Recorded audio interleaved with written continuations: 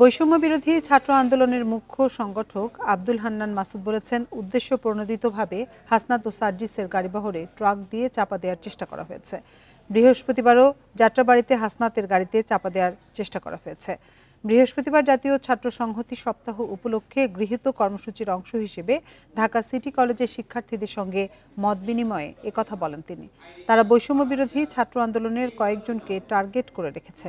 সম্প্রতি ঢাকার বিভিন্ন কলেজে সংঘর্ষের বিষয়ে হান্নান মাসুদ বলেন, উস্কানি ছাড়া আন্তঃপ্রাতিষ্ঠানিক দ্বন্দ্ব সম্ভব না। ভারত চায় না আমরা ঐক্যবদ্ধ থাকি। একতা নষ্ট হলে নতুন বাংলাদেশের স্বপ্ন বিনষ্ট হবে। ২৪-এর গণঅভ্যুত্থান ব্যর্থ হলে শহীদদের সঙ্গে বেইমানি করা হবে বলেও জানান তিনি।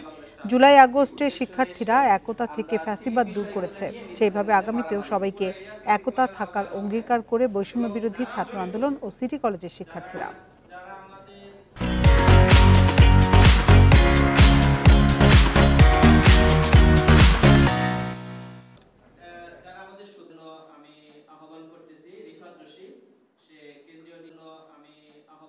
ভারতকে টিকিয়ে রাখতে পেরেছে, আমাদের একতার কাছে, আমাদের সংগ্রামের কাছে তারা সবাই হেরে গিয়েছে। সেই দিনই ভারত বুঝে গিয়েছে, বাংলাদেশের যতদিন প্রত্যেকটা শিক্ষা প্রতিষ্ঠানের শিক্ষার্থীরা ঐক্যবদ্ধ থাকবে, ততদিন তারা চাইলে তাদের দিল্লি সে এজেন্ডা এই দেশে বাস্তবায়ন করতে পারবে না।